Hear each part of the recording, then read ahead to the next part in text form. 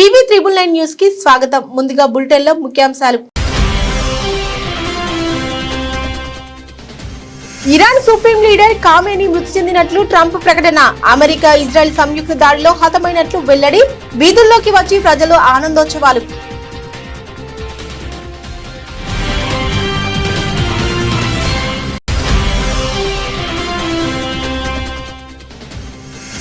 సనంద్లో semi conductor plant ను ప్రారంభించిన ప్రధాని మోదీ దేశంలో పెట్టుబడులు పెట్టేందుకు ముందుకు రావాలని గ్లోబల్ ఇన్వెస్టర్లకు పిలుపు.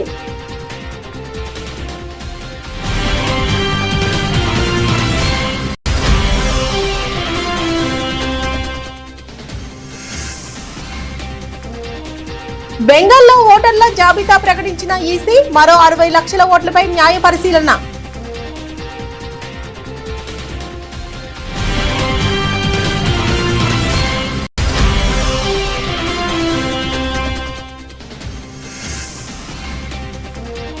నిర్ణీత సమయంలో ఫైల్ క్లియర్ కావాల్సిందే. అధికారులకు సీఎం రేవంత్ రెడ్డి కీలక ఆదేశాలు.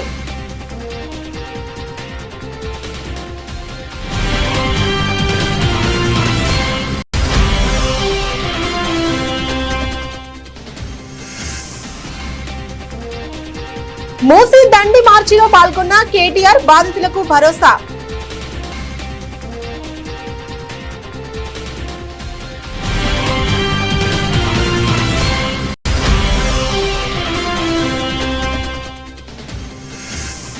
పేట్లపాలెం బాణసంచా ప్రమాద బాధితులకు సీఎం భరోసా. ప్రభుత్వ ఆసుపత్రిలో చికిత్స పొందుతున్న క్షతగాత్రులకు పరామర్శ.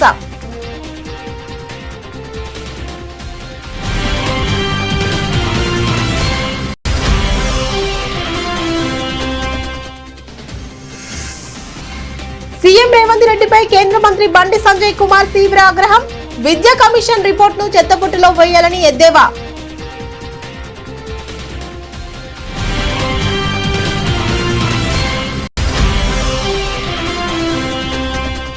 ఏపీ డిప్యూటీ స్పీకర్ పై ఐపీఎస్ అధికారి పివి సునీల్ ఆసక్తికర వ్యాఖ్యలు. తన వల్ల ఎస్పీ ఎస్టీ అధికారులను అరెస్టు చేస్తారని చెప్పినందుకు థ్యాంక్స్ చెప్పిన సునీల్.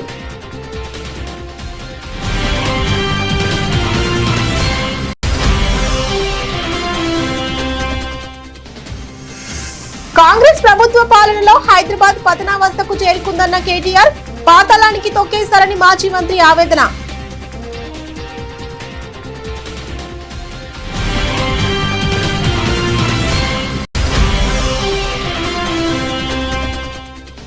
వైఎస్ఆర్సీపీ సోషల్ మీడియాపై కుట్రలు, అందుకే మార్ఫింగ్ ఫోటో అంటూ సిఐడికి ఫిర్యాదు చేశారంటూ వైసీపీ నేత కారుమూరు ఆక్షేపణ.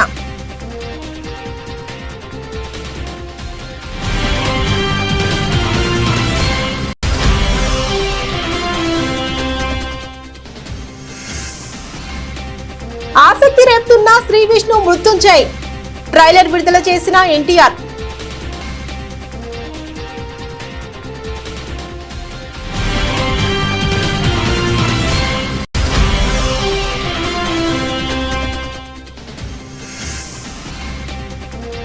ఇరాన్ పై దాడి ఎఫెక్ట్ ఒక్కరోజే 7,000 పెరిగిన బంగారం ధర.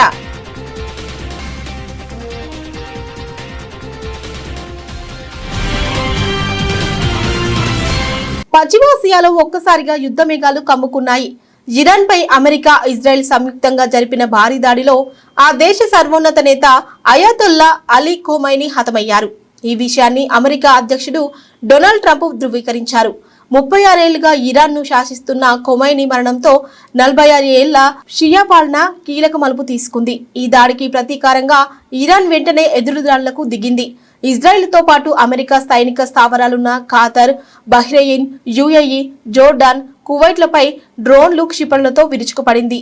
దీంతో పశ్చిమాసియాలో తీవ్ర ఉద్రిక్తతలు భగ్గుమన్నాయి. ఈ పరిణామాలపై ప్రపంచ దేశాలు తీవ్ర ఆందోళన వ్యక్తం చేశాయి. ఉద్రిక్తతలు ప్రమాదకరంగా మారుతున్నాయని, వెంటనే ఆగాలని ఫ్రాన్స్ అధ్యక్షుడు ఇమాన్యుయల్ మెక్రాన్ పిలుపునిచ్చారు. భారతదేశ విదేశాంగ మంత్రి ఎస్ జయశంకర్ ఇరాన్, ఇజ్రాయెల్ విదేశాంగ మంత్రులతో ఫోన్లో మాట్లాడి సంయమనం పాటించాలని, చర్చల ద్వారా సమస్యను పరిష్కరించుకోవాలని సూచించారు. ఐక్యరాజ్య సమితి ప్రధాన కార్యదర్శి ఆంటోనియో గుటెరస్ ఇరుపక్షాల సైనిక చర్యలను ఖండించారు. మరోవైపు 4.5 దశాబ్దాల ఇరాన్ షియా పాలనలో అత్యంత కీలక పరిణామం చోటు చేసుకుంది. ఒకవైపు ప్రభుత్వం ప్రతీకారంతో రగిలిపోతుంటే మరోవైపు ప్రజలు వీధుల్లోకి వచ్చి సంబరాలు చేసుకుంటున్నారు. ప్రభుత్వ ఆంక్షలను, ఇంటర్నెట్ షట్ డౌన్ సైతం లెక్క చేయకుండా వేలాది మంది ప్రజలు ఇళ్ల నుంచి బయటకు వచ్చారు. కొందరు భవనాలపైకి ఎక్కి ఆనందంతో కేరింతలు కొట్టగా మరికొందరు వీధుల్లో నృత్యాలు చేస్తూ మిఠాయిలు పంచుకుంటూ తమ స్వేచ్ఛను ప్రకటించుకున్నారు. నియంతృత్వ పాలన అంతమైంది అంటూ నినాదాలు చేశారు. Mr. President, Excellencies, ladies and gentlemen, I will speak directly to three areas today: the principles, the facts, and the way out. First, the principles. The UN Charter provides the foundation for the maintenance of international peace and security. Article 2 of the Charter clearly states, all members shall refrain in their international relations from the threat or use of force against the territorial integrity or political independence of any state. International law and international humanitarian law must always be respected. That is why since this morning I have condemned the massive military strikes by the United States and Israel against Iran. Gujarat లోని సనంద్ లో micron technology company ఆధ్వర్యంలో semi conductor plant ను ప్రధాని మోదీ ప్రారంభించారు. Software రంగంలో భారత్ తన సత్తాను ఇప్పటికే నిరూపించుకుందని ఆయన చెప్పారు. అలాగే హార్డ్వేర్ రంగంలోనూ శరవేగంగా దూసుకెళ్లాలని, ప్రత్యేక గుర్తింపును సాధిస్తుందని తెలిపారు. అమెరికా భాగస్వామ్యంలో ఈ ప్లాంట్ ను నిర్మించినట్లు వెల్లడించారు. ఇరు దేశాల మధ్య బలమైన మైత్రికి ఇది ఒక ఉదాహరణ అని వివరించారు. ఇది ATMP assembly testing marking packaging plant. Bharat లో ఈ తరహా ప్లాంట్లలో ఇదే మొదటిది కావడం విశేషం. దేశంలో పెట్టుబడులు పెట్టేందుకు ముందుకు రావాలని గ్లోబల్ ఇన్వెస్టర్లకు ప్రధానమంత్రి పిలుపునిచ్చారు. వ్యాపార వృద్ధికి ఇక్కడ చక్కటి అవకాశాలు ఉన్నాయని సూచించారు. దేశంలో సెమీ కండక్టర్ల తయారీపై ప్రత్యేకంగా దృష్టి పెట్టామన్నాడు. గత శతాబ్దాన్ని చమురు శాసించిందని, ఇప్పటి శతాబ్దాన్ని మైక్రోచిప్ శాసించబోతుందని తెలిసి చెప్పారు. India's entry into the global semiconductor ecosystem. The first commercial shipment from Micron Pioneer to our customer. This isn't just a box. It's a made in India promise traveling across the globe. Honorable Prime Minister sir, please accept this as a small token of our respect for your role in this revolution. 20वीं सदी तक दुनिया ने industrial revolution का दौर देखा है. उस समय जो देश फैक्ट्रीज, मशीन्स और मास प्रोडक्शन में आगे थे, उन्होंने तेजी से तरक्की की. लेकिन ये सदी एआई रिवॉल्यूशन की शताब्दी है. सेमीकंडक्टर इसी बदलाव का बड़ा ब्रिज है. छोटी सी चिप इंडस्ट्रियल रिवॉल्यूशन और एआई रिवॉल्यूशन दोनों को जोड़ने वाला माध्यम है. अगर पिछली शताब्दी का रेगुलेटर ऑयल था, तो इस शताब्दी का रेगुलेटर माइक्रोचिप होने वाली है. साथियों, इसी सोच के साथ भारत ने सेमीकंडक्टर सेक्टर में तेजी से आगे बढ़ने का फैसला किया था. आप याद कीजिए, जब दुनिया कोविड के कहर से जूझ रही थी, ఓటర్ల సమగ్ర ప్రత్యేక సవరణ తర్వాత పశ్చిమ బెంగాల్లో ఓటర్ జాబితా నుంచి 63.66 లక్షల ఓటర్లను తొలగించినట్లు ఆ రాష్ట్ర ముఖ్య ఎన్నికల అధికారి మనోజ్ కుమార్ అగర్వాల్ ప్రకటించారు. మరో 60.6 లక్షల ఓటర్లకు సంబంధించి త్వరలో న్యాయపరమైన పరిశీలన చేపడతామని వెల్లడించారు. గత ఏడాది నవంబర్లో ప్రారంభమైన ఎస్ఐఆర్ ముగియడంతో ఆయన మీడియా సమావేశంలో ఓటరు జాబితా వివరాలు వెల్లడించారు. ఎస్ఐఆర్ చేపట్టడానికి ముందుగా రాష్ట్రంలో 7.66 కోట్ల మంది ఓటర్లు ఉండగా ప్రస్తుతం 7.4 కోట్లకు తగ్గినట్లు వివరించారు. రాష్ట్ర ముఖ్యమంత్రి తృణమూల్ కాంగ్రెస్ అధినేత త్రిమమతా బెనర్జీ ప్రాతినిధ్యం వహిస్తున్న భవానీపూర్ అసెంబ్లీ నియోజకవర్గం పరిధిలో 40,000 ఓట్లను జాబితా నుంచి తొలగించారు. আমি একদম বলবো যেটা আছে, this is a major achievement of SIR. Assembly division যখন হয় অ্যাসেম্বলি রিভিশন যখন হয় ফর্ম 6, 7, 8 আসে, ওটা নিষ্পত্তি হয়। সাপোজ কোনো ডেড আছে, কোনো লোক মারা গেছে, ফর্ম 7 যদি আমরা না পাই, তারপরে আমরা ও লোককে বাদ দিতে পারবো না। ফর্ম 6 যেটা আছে, যদি কোনো লোক 18 থেকে বেশি বয়স হয়েছে, ও এগিয়ে না আসে, তো আমরা ওটা ইনক্লুড করতে পারবো না। কোনো শিফটেড হয়ে গেছে, ডেড হয়ে গেছে, ডুপ্লিকেট হয়ে গেছে, ওটা কোনো আমাদের কাছে সারা ছিল না। ফর্ম আসবে তো অ্যাকশন হবে, না হবে। এখানে কোনো ডি নভো এক্সারসাইজ হলো, প্রত্যেক বাড়িতে আমাদের বিএলও গেলেন, each and every household was visited by BLO. ওখানে গিয়ে এনুমেরেশন ফর্ম ভরিয়ে নিয়েছে বিএলও। তো আমাদের যে আছে 58,20,899 ভোটার্স যেটা বাদ গিয়েছে, যার মধ্যে ডিসিজ আছে 24,16,852, অ্যাবসেন্ট আছে 12,20,039, শিফটেড আছে 19,88,076 and already enrolled, मतलब duplicate. ప్రజాపాలన ప్రగతి ప్రణాళిక పేరుతో 99 రోజుల కార్యాచరణ ఉంటుందని తెలంగాణ ముఖ్యమంత్రి రేవంత్ రెడ్డి వ్యాఖ్యానించారు. మార్చి 4వ తేదీన జరిగే కలెక్టర్ల సమావేశంలో అందరి పనితీరుపై మాట్లాడతారని పేర్కొన్నారు. ఈ కార్యక్రమం కోసం ప్రత్యేక లోగో తయారు చేస్తున్నామని చెప్పుకొచ్చారు. కేంద్ర ప్రభుత్వం ఏర్పాటు చేసిన ఏఐ సమావేశం నిర్వహణపై కొన్ని విమర్శలు వచ్చాయని, కానీ తెలంగాణ ప్రభుత్వం నిర్వహించిన గ్లోబల్ సమ్మిట్ అందరి దృష్టిని ఆకర్షించిందని తెలిపారు. సచివాలయంలో వివిధ శాఖలకు చెందిన ప్రభుత్వ ముఖ్య కార్యదర్శులతో సీఎం రేవంత్ రెడ్డి సమావేశం నిర్వహించారు. ఈ సందర్భంగా పలు కీలక అంశాలపై దిశానిర్దేశం చేశారు. ప్రణాళికబద్ధంగా జీహెచ్ఎంసీని 3 కార్పొరేషన్లుగా విభజించామని అన్నారు. కోర్ అర్బన్ రీజియన్లో చేపట్టాల్సిన కార్యాచరణపై అధికారులు దృష్టి పెట్టాలని ఆదేశించారు. ప్యూర్ అర్బన్ రీజియన్ 10,000 చదరపు కిలోమీటర్ల పరిధిలో విస్తరించి ఉందని, ఇక్కడ మ్యానుఫ్యాక్చరింగ్ రంగం విస్తరించాలని తెలిపారు. పారిశ్రామికరణలో తెలంగాణ దేశానికే ఆదర్శంగా ఉండాలని, దీనిపై అధికారులు ప్రత్యేక దృష్టి పెట్టాలని దిశానిర్దేశం చేశారు. కాకినాడ జిల్లా వేట్లపాలెంలో సంభవించిన బాణసంచా పేలుడు ఘటన రాష్ట్ర వ్యాప్తంగా తీవ్ర విషాదాన్ని నింపింది. ఈ ప్రమాదంలో ప్రాణాలు కోల్పోయిన వారి కుటుంబాలను, గాయపడిన వారిని ఏపీ ముఖ్యమంత్రి చంద్రబాబు స్వయంగా పరామర్శించారు. ఆయన బాధితులను ఓదార్చి వారికి ప్రభుత్వం అండగా ఉంటుందని భరోసానిచ్చారు. ఈ సందర్భంగా మీడియాతో మాట్లాడిన సీఎం మృతుల కుటుంబాలకి 20 లక్షల రూపాయల చొప్పున ఎక్స్గ్రేషియా ఇస్తున్నట్లు ప్రకటించారు. అలాగే కేంద్ర ప్రభుత్వం కూడా తన వంతుగా 2 లక్షల సహాయం అందించిందని తెలిపారు.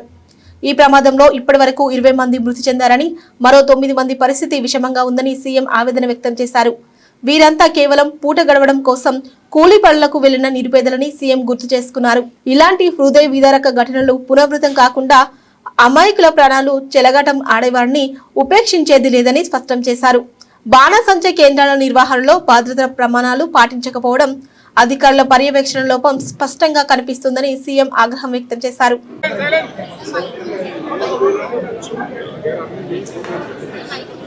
అందరికీ నమస్కారాలు.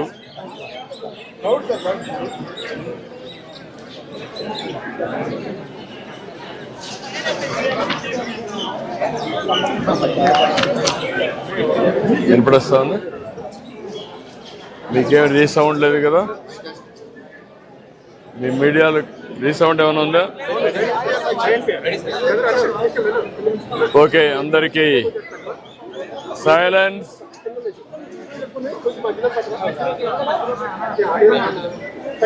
నిశ్శబ్దంగా ఉండాలయా. నమస్కారాలు. చాలా బాధాకరం, చాలా దురదృష్టకరం. నేను సంఘటన దగ్గరికి మాధవ్ గారు అందరు నాయకులు పోయి చూసాం. హృదయ విదారకమైనటువంటి సంఘటన. అది చూసినప్పుడు చాలా బాధ కలిగింది. ఈ సంఘటన మొత్తం కలిసి ఇప్పటికి 20 మంది చనిపోయే పరిస్థితికి వచ్చారు. 9 మంది హాస్పిటల్లో చేరి క్రిటికల్గా ఉన్నారు.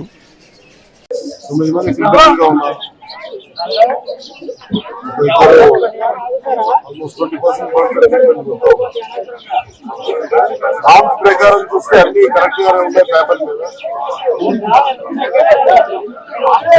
పండుగలు ఉన్నాయని చెప్పేసి వీళ్ళు అడిషనల్ గా 5 మంది అదనంగా ఉన్నారు.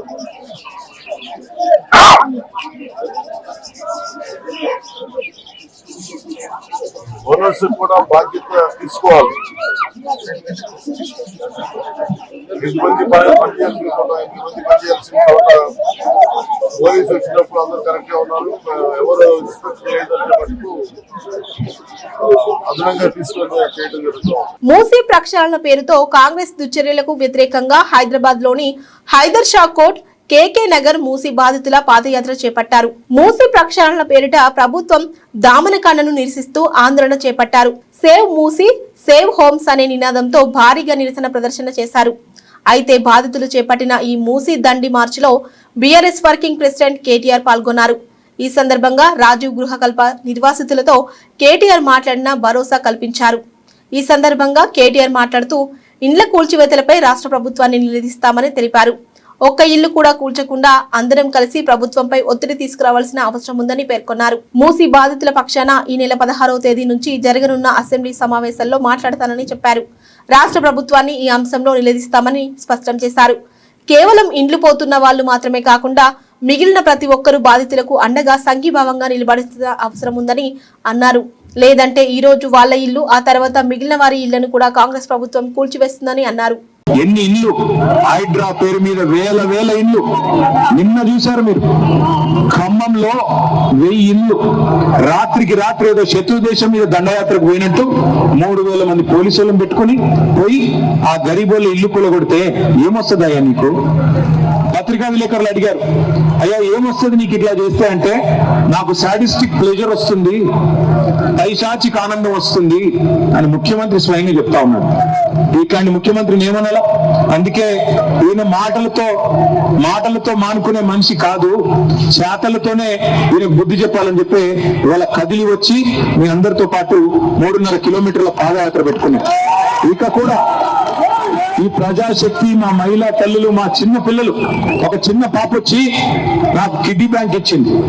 కిడ్నీ బ్యాంక్ లో డబ్బులు ఇచ్చి, సార్ ఇది రేవంత్ రెడ్డికి ఇవ్వండి, డబ్బులు కావాలంటే తీసుకోమనండి, మా ఇల్లు వదిలి పెట్టండి అని చెప్పి చిన్న పాప వచ్చి కిడ్నీ బ్యాంక్ ఇచ్చింది. ఇంకో పాప వచ్చి, సార్ నా టెడ్డీ బేర్ తీసుకోమనండి, కానీ మా ఇల్లు వదిలి పెట్టమనండి సార్, మేమేం చేసుకున్నాం. ఇక్కడ వాస్తవం ఏంటి అంటే ప్రభుత్వాలే పర్మిషన్లు ఇచ్చినాయి. అది ఆనాడు కాంగ్రెస్ ప్రభుత్వం కావచ్చు, తర్వాత వచ్చిన టీఆర్ఎస్ ప్రభుత్వం కావచ్చు, మొత్తం ఈ తీరం వెంబడ పర్మిషన్లు ఇచ్చింది. టీటీడీ చైర్మన్ బిఆర్ నాయుడుకి సంబంధించిన కొన్ని వీడియోలు, ఫోటోలు సోషల్ మీడియాలో చక్కర్లు కొడుతున్నాయి. ఈ నేపథ్యంలో టీటీడీ మాజీ చైర్మన్ భూమన కరుణాకర్ రెడ్డి బిఆర్ నాయుడుపై ఆగ్రహం వ్యక్తం చేశారు. టీటీడీ చైర్మన్ పదవికి రాజీనామా చేయాల్సిందేనని డిమాండ్ చేశారు. టీటీడీ మాజీ చైర్మన్ భూమన కరుణాకర్ రెడ్డి తాజాగా తాడేపల్లిలో మీడియాతో మాట్లాడుతూ సోషల్ మీడియా కనిపిస్తున్న నిన్నటి దృశ్యాలతో హిందువుల హృదయాలు మండిపోతున్నాయి. వాత్సాయనుడికి వారసుడు ఈ నాయుడు. మా హయాంలో జస్ట్ వాయిస్ బయటికి వస్తేనే పృథ్వీతో రాజీనామా చేయించాం అని భూమన కరుణాకర్ రెడ్డి అన్నారు. నైతిక చర్యలకు పాల్పడేటువంటి ఒక వ్యక్తిని ధర్మకర్తల మండలి అధ్యక్షునిగా నియమించారని, ఆయన కామ క్రీడ రసోల్లాసనలను గురించి నిన్న సాయంత్రం నుంచి సోషల్ మీడియా అంతా కూడా, ప్రపంచమంతా కూడా ప్రాకిపోతూ అల్లాడిపోయే విధంగా హిందువుల హృదయాలన్నీ కూడా సలసల కాగిపోతూ ఉన్నంత దారుణమైనటువంటి వీడియోలు బయటికి వచ్చినాయి. ఎంత బాధ కలిగించేటువంటి విషయం. మన ముఖ్యమంత్రి నేను వెంకటేశ్వర స్వామిని తలుచుకొని గాని నిద్ర లేవను, లేచిన తరువాత ఆయన నామస్మరణ చేసి పూజ చేసిన తర్వాతనే నా దినచర్యను ప్రారంభిస్తాను. వెంకటేశ్వర స్వామితో పెట్టుకుంటే వారి పప్పులు ఉడకవు, వాళ్ళ ఆటలు ఈ జన్మలోనే ఆయన కట్టిస్తాడు అని నిరంతరము ఘోషించేటువంటి చంద్రబాబు నాయుడు గారు నియమించినటువంటి వ్యక్తి యొక్క అనైతిక అరాచక రాసలీలల వీడియోలు మొత్తం ప్రపంచాన్నంతా కూడా నిర్ఘాంతపోయేటట్టు, నివ్వెరపోయేటట్టు చేశాయి. ఒక్కసారిగా ఇదంతా కూడా బయటికి వచ్చిన తరువాత ఆయన బిఆర్ నాయుడు కాదు బిఆర్ కామనాయుడు అని సోషల్ మీడియా అంతా ఘోషిస్తున్నది. తెలంగాణ సీఎం రేవంత్ రెడ్డిపై కేంద్ర హోంశాఖ సహాయక మంత్రి బండి సంజయ్ కుమార్ తీవ్ర ఆగ్రహం వ్యక్తం చేశారు. విద్యా కమిషన్ రిపోర్టును చెత్తబుట్టలో వేయాలని ఎద్దేవా చేశారు. విద్యారంగ అభ్యున్నతి కోసం సిఫారసులు ఏవి అని ప్రశ్నించారు. టీచర్ల జీతాలను తగ్గించాలని చెప్పడం సిగ్గుచేటని అన్నారు. విద్యావేత్తలు లేని విద్యా కమిషన్ ఇదని విమర్శించారు. అర్బన్స్ నక్సలైట్ ఆధ్వర్యంలో వేసిన కమిషన్ కు విలువేముంది అని నిలదీశారు. విద్యాశాఖకు మంత్రి లేరని విషయాన్ని కూడా గుర్తించని కమిషన్ ఎందుకు అని బండి సంజయ్ ప్రశ్నల వర్షం కురిపించారు. తెలంగాణ రాష్ట్రంలో విద్యా వ్యవస్థ అనేది పూర్తిగా భ్రష్టపడ్డది. విద్యాశాఖ మంత్రి లేడు 2 సంవత్సరాల నుంచి. టీచర్లకు సంబంధించి వాళ్ళు డిఏలు పెండింగ్ ఉన్నాయని చెప్పి గతం నుంచి అడుగుతా ఉన్నారు. పిఆర్సీ అమలు చేయమంటే అది లేదు. నివేదికలు ఇవ్వాల్సినటువంటి ఆ విద్యాశాఖ కమిషను దీని పూర్తి విరుద్ధంగా నివేదికలు ఇచ్చింది. దీని మీద వాళ్ళకి అవగాహన లేదు. వస్తుంది వాళ్ళు విద్యారంగ నిపుణులు కాదు, విద్యాశాఖతో సంబంధం ఉన్న వ్యక్తులు కాదు. అంటే రిటైర్డ్ ఐఏఎస్ అధికారి. రిటైర్డ్ ఐఏఎస్ అధికారికి గ్రౌండ్ లెవెల్లో ఉన్న సమస్యలు ఏం తెలుసు ఆయనకు. రాష్ట్ర ప్రభుత్వం ఆలోచన ఏంటంటే జీతాలు తగ్గించాలి. మీరు ఉపాధ్యాయుల ప్రొఫెసర్ల జీతాలు తగ్గించే విధంగా మీరు నివేదిక ఇయ్యని చెప్పి రాష్ట్ర ముఖ్యమంత్రి గారు విద్యాశాఖ వారి కంట్రోల్ ఉంది కాబట్టి ఆయన ఆదేశం మేరకు ఈరోజు ఆ మురళీ గారు అనే వ్యక్తి ఇవాళ నివేదిక ఇచ్చాడు. వాళ్ళ ప్రభుత్వ పాఠశాలలో చదువుకునేది పేద పిల్లలు, పేద కుటుంబాలకు సంబంధించిన వాళ్ళు ఏం రిపోర్ట్ ఇచ్చారు? 35 మార్క్స్కు పాస్ ఉండే దాన్ని 45 చేసారు. 30 మార్కులు అది 40 మార్కులు వేస్తే ఈ పిల్లలు ఎవరు చదువుకోవద్దు, ఇక ఇక్కడికే పరిమితం కావాలి. వాళ్ళు ఐఏఎస్ కావద్దు, ఐపీఎస్ కావద్దు, డిగ్రీలు చేయొద్దు, ఇంటర్మీడియట్ కూడా చేయొద్దు. వాళ్ళు ఇక వీటికే పరిమితం కావాలని చెప్పి దుర్మార్గం ఆలోచన వీళ్ళకు. అర్బన్ నక్సల్స్లను పెంచిపోయిస్తున్నాడు. వాళ్ళ కమిటీలో చైర్మన్ వాళ్ళకు పదవులు ఇస్తున్నాడు. మళ్ళీ ఏమంటున్నాడు? లొంగిపోయిన మావోయిస్టులను పిలిచి వాళ్ళని పోయి చేసే పని చేస్తున్నాడు. ద్వంద్వ విధానం రాష్ట్ర ముఖ్యమంత్రి 2 నాలుగు ధోరణి. కాబట్టి వీళ్ళను విద్యా కమిటీలు వేసేటప్పుడే నేను దాన్ని వ్యతిరేకించిన. ఇది కరెక్ట్ పద్ధతి కాదు. వీళ్ళు సమాజానికి తప్పుడు సందేశాలు ఇస్తారని చెప్పి. కాబట్టి ఇవాళ ఉపాధ్యాయ రంగాన్నే అవమానపరిచే విధంగా ఏపీ డిప్యూటీ స్పీకర్ రఘురామకృష్ణం రాజుపై ఐపీఎస్ అధికారి పివి సునీల్ ఆసక్తికర వ్యాఖ్యలు చేశారు. తన వల్లే ఎస్సీ ఎస్టీ అధికారులను అరెస్టు చేస్తారని చెప్పినందుకు థ్యాంక్స్ చెప్పారు. ఏ సర్వీస్ ఇస్తే ఎంత లోను వస్తాయో బ్యాంకులకు కట్టకుండా ఎలా ఉండాలో రఘురామను మీడియా వాళ్ళు అడగాలని పివి సునీల్ కోరారు. ఈ వీడియో సందేశం ఇప్పుడు సోషల్ మీడియాలో వైరల్ అవుతుంది. అందరికీ నమస్కారం, జై భీమ్. ఈరోజు గౌరవనీయులైన ఉపసభాపతి ఉండి శాసనసభ్యులు రఘురామకృష్ణరాజు గారు ఒక ప్రెస్ నోట్ ఒకటి రిలీజ్ చేసినట్టున్నారు. ఇప్పుడే నాకు ఎవరో పంపించారు, అది చూశాను. సో అంశాల మీద కొంచెం క్లారిటీ ఇద్దామని చెప్పి ఈ వీడియో చేయడం జరుగుతూ ఉంది. అందులో వారు మొట్టమొదటి చెప్పదలుచుకున్న విషయం ఏంటంటే, ఆయన చెప్తున్నాడు, నేను ఫిర్యాదు చేశాను, నేను మీ మీద ఆరోపణలు చేశాను కాబట్టి మిమ్మల్ని అరెస్ట్ చేస్తారు అని చెప్పేసి ఒక హెచ్చరిక ఒకటి చేశారు. చాలా ధన్యవాదాలు రఘురామకృష్ణరాజు గారు. ఎందుకనంటే రాష్ట్ర ప్రజలందరికీ కూడా, ముఖ్యంగా దళితులకి, దళిత క్రైస్తవులకి అందరికీ కూడా మీరు ఒక విషయం క్లారిఫై చేశారు.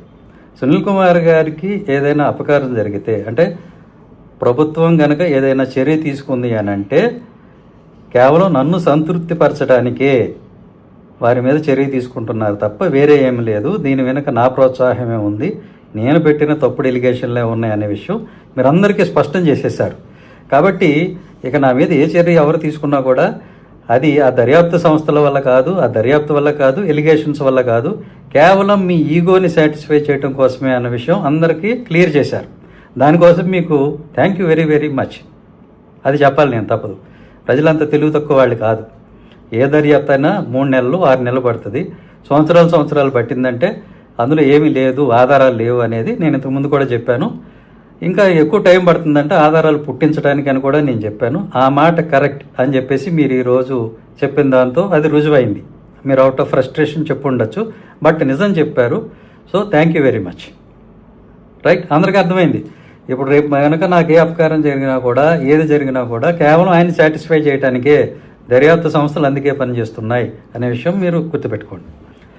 2 ఏళ్ల కాంగ్రెస్ ప్రభుత్వ పాలనలో విశ్వనగరం హైదరాబాద్ పతనానికి చేరుకున్నదని బీఆర్ఎస్ వర్కింగ్ ప్రెసిడెంట్ కేటీఆర్ తీవ్రస్థాయిలో ధ్వజమెత్తారు.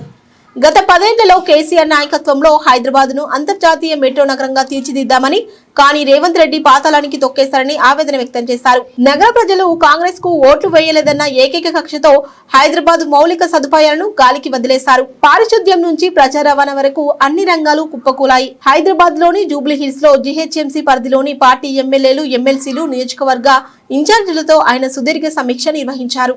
ఈ సందర్భంగా పార్టీకి సంబంధించి భవిష్యత్తు కార్యాచరణ, అసెంబ్లీ సమావేశాల్లో నగరానికి సంబంధించి లేవనెత్తాల్సిన అంశాలపై విస్తృతంగా చర్చించి దిశానిర్దేశం చేశారు.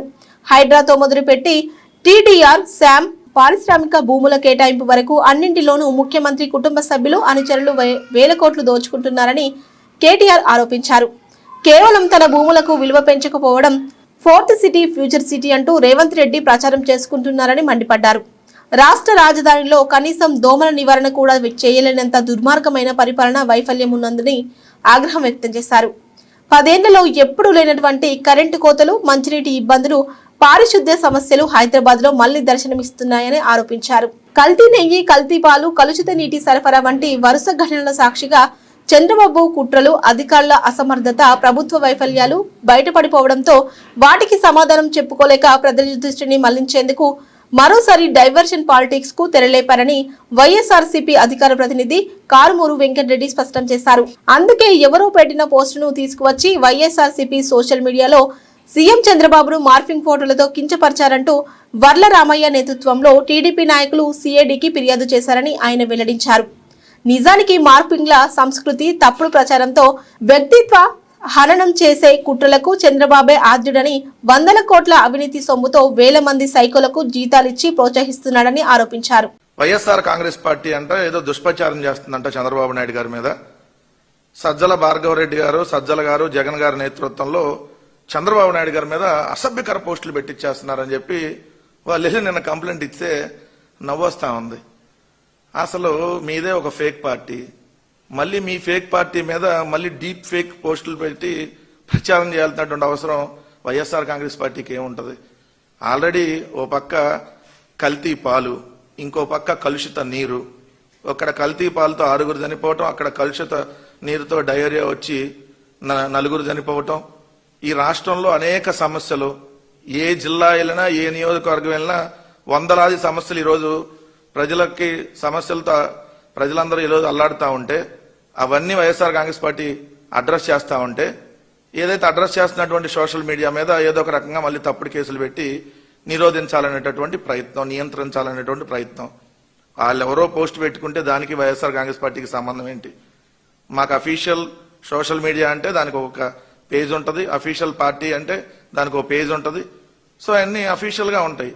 ఎవరో ఏదో పోస్టు మీ మీద పెట్టుకొని పెడితే దాన్ని వైఎస్ఆర్ కాంగ్రెస్ పార్టీకి ఆపాదించేసి, అసలు మా సోషల్ మీడియా ఎవరు నడుపుతున్నారో మీకు తెలియదు. మరి మీరు ప్రభుత్వంలో ఎట్లున్నారో నాకు అర్థం కాల.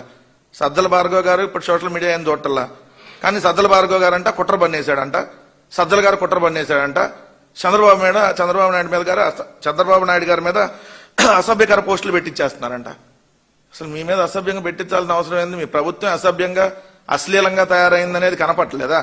అసెంబ్లీ సాక్షిగా బేబీ బేబీ అంట ఒక ఎమ్మెల్యే, అసెంబ్లీలో వాట్సాప్ వీడియో కాల్లు చేస్తున్నటువంటి ఎమ్మెల్యే, అర్ధరాత్రి వాట్సాప్ వీడియో కాల్ చేసే కోన రవికుమార్ లాంటి వాళ్ళు, ఇంకా మీ పార్టీలో ఎమ్మెల్యేలు ఆదిమూలం. విలక్షణ నటుడు శ్రీ విష్ణు, రెబా మోనికా జాన్ ప్రధాన పాత్రలో నటిస్తున్న సస్పెన్స్ థ్రిల్లర్ మృత్యుంజయ్ హుస్సేన్ షా కిరణ్ దర్శకత్వంలో తెరకెక్కిన ఈ సినిమా ట్రైలర్ ను స్టార్ హీరో జూనియర్ ఎన్టీఆర్ తన ఎక్స్ ఖాతా ద్వారా విడుదల చేశారు. తన స్నేహితుడు ఈ చిత్ర నిర్మాత సన్నీ గున్నం సందీప్ కోసం ఆయన ఈ ట్రైలర్ ను లాంచ్ చేసిన చిత్ర బృందానికి శుభాకాంక్షలు తెలిపారు. ఈ సందర్భంగా ఎన్టీఆర్ తన స్నేహితుడి గురించి ప్రత్యేకంగా ప్రస్తావించారు. సన్నీ గున్నం నా జీవితంలో చాలా ఏళ్లుగా ఒక ముఖ్యమైన వ్యక్తి. మా 18 ఏళ్ల స్నేహంలో వాళ్ళ నాన్నగారు గున్నం గంగరాజు గారిలాగే ప్రత్యేకమైన కథలను గుర్తించడంలో సన్నీకి మంచి పట్టు ఉందని గమనించాను. అలాంటి ఒక ప్రత్యేకమైన కథతో నిర్మాతగా తన తొలి అడుగు వేస్తున్నందుకు గర్వంగా ఉంది. మృత్యుంజయ్ ట్రైలర్ క్లిప్పింగ్ ఇంటెన్సిటీతో ఉత్కంఠ రేపుతూ సినిమాపై మరింత ఆసక్తిని పెంచుతుంది. మార్చి 6న విడుదలవుతున్న ఈ సినిమాకు దర్శక నిర్మాతలతో పాటు శ్రీ విష్ణుకు చిత్ర బృందానికి గొప్ప విజయం దక్కాలని కోరుకుంటున్నాను అని పేర్కొన్నారు. తాజాగా విడుదలైన ట్రైలర్ ఆద్యంతం ఉత్కంఠభరితంగా సాగింది. ఈరోజు మీ బర్త్డే సందర్భంగా మృత్యుంజయ్ కూడా ట్రైలర్ ఇప్పుడే లాంచ్ అయింది. ఎన్టీఆర్ గారు తారక్ గారు చేశారు. చాలా థ్యాంక్స్. రెస్పాన్స్ కూడా అద్భుతంగా వస్తుంది. ఇది కంప్లీట్ వేరే జోనర్, అది వేరే జోనర్. సో అది కూడా టెరిఫిక్గా ఉండబోతుంది. అది ప్యూర్ థ్రిల్లర్ అండి, ఇంకా edge of the seat thriller. అది కలిసారండి ఎన్టీఆర్ గారిని, మీరు కలిసారా? లేదు, మేము ఇప్పుడు ఇమీడియట్ ఇటు వచ్చిన తర్వాత ఊరు వెళ్ళిపోతున్నాం అండి. 2 days ఫినిష్ చేసుకుని నెక్స్ట్ వీక్ కలుస్తున్నానండి. ఇరాన్ పై అమెరికా, ఇజ్రాయెల్ దాడుల ప్రభావంతో బంగారం ధరలకు రెక్కలు వచ్చాయి. శనివారం నుంచి భారీ పెరుగుదలను నమోదు చేస్తున్నాయి. యుద్ధం కారణంగా 10 గ్రాముల బంగారం ధర మళ్లీ 2 లక్షలు దాటే అవకాశం ఉందని అంచనాలు వెలువడుతున్నాయి. రానున్న కొద్ది రోజుల్లో బంగారం ధర 2 లక్షలకు, వెండి ధర 4 లక్షలకు చేరుకుంటాయని నిపుణులు భావిస్తున్నారు. ఈ రోజు ఉదయం 11:30 గంటల సమయంలో హైదరాబాద్ బులియన్ మార్కెట్లో 24 క్యారెట్ల 10 గ్రాముల బంగారం ధర 1,73,080కు చేరుకుంది. నిన్నటి ధరతో పోల్చుకుంటే 4,300కు పైగా పెరిగింది. ఇక 22 క్యారెట్ల బంగారం ధర 1,58,650 దగ్గర ఉంది. నిన్నటి ధరతో పోల్చుకుంటే 4,000కు పెరిగింది. ఇక దేశ రాజధాని ఢిల్లీలో 24 క్యారెట్ల 10 గ్రాముల పసిడి రేటు 1,73,230కి చేరుకోగా 22 క్యారెట్ల 10 గ్రాముల గోల్డ్ ధర 1,58,800కు చేరుకుంది. మరోవైపు వెండి ధర మళ్లీ 3 లక్షల రూపాయల మార్కును దాటేసింది. హైదరాబాద్ లో కిలో వెండి ధర ప్రస్తుతం 3.25 లక్షలుగా ఉంది. దేశ రాజధాని ఢిల్లీలో కిలో వెండి ధర ప్రస్తుతం 2.95 లక్షలుగా ఉంది. బులెటిన్ ముగించే ముందు హెడ్లైన్స్ మరోసారి. ఇరాన్ సుప్రీం లీడర్ ఖామేనీ మృతి చెందినట్లు ట్రంప్ ప్రకటన. అమెరికా, ఇజ్రాయెల్ సంయుక్త దాడిలో హతమైనట్లు వెల్లడి. వీధుల్లోకి వచ్చి ప్రజలు ఆనందోత్సవాలు.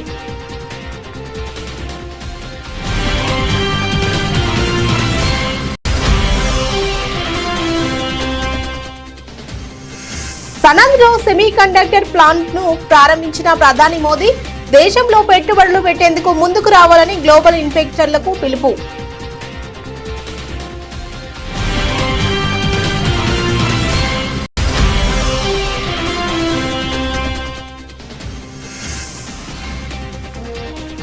బెంగాల్లో ఓటర్ల జాబితా ప్రకటించిన ఈసీ మరో 60 లక్షల ఓట్లపై న్యాయ పరిశీలన.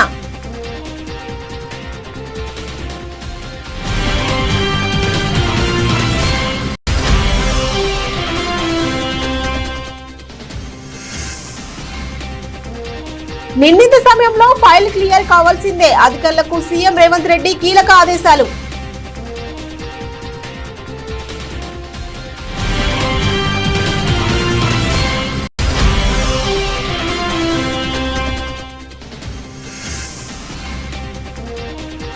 మూసీ దండి మార్చిలో పాల్గొన్న కేటీఆర్, బాధితులకు భరోసా.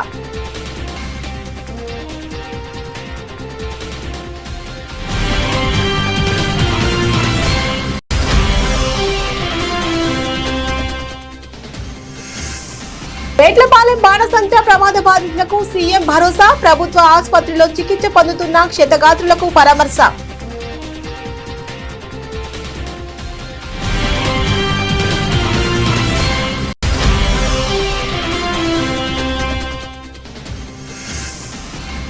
సీఎం రేవంత్ రెడ్డిపై కేంద్ర మంత్రి బండి సంజయ్ కుమార్ తీవ్ర ఆగ్రహం. విద్యా కమిషన్ రిపోర్టును చెత్తబుట్టలో వేయాలని ఎద్దేవా.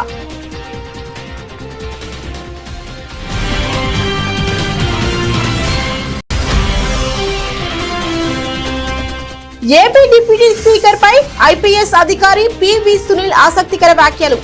తన వల్ల ఎస్పీ ఎస్టీ అధికారులను అరెస్టు చేస్తారని చెప్పినందుకు థ్యాంక్స్ చెప్పిన సునీల్.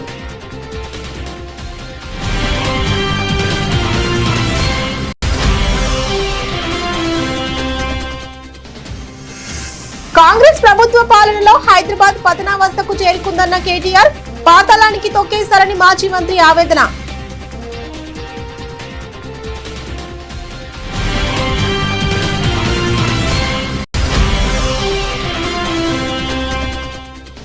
వైఎస్ఆర్సీపీ సోషల్ మీడియాపై కుట్రలు, అందుకే మార్ఫింగ్ ఫోటో అంటూ సిఐడికి ఫిర్యాదు చేశారంటూ వైసీపీ నేత కారుమూరు ఆక్షేపణ.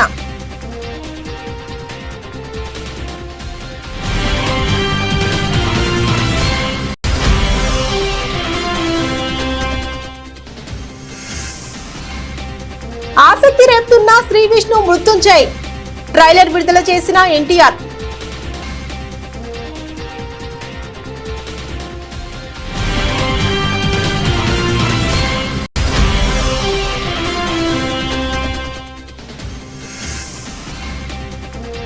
ఇరాన్ పై దాడి ఎఫెక్ట్ ఒక్కరోజే 7,000 పెరిగిన బంగారం ధర.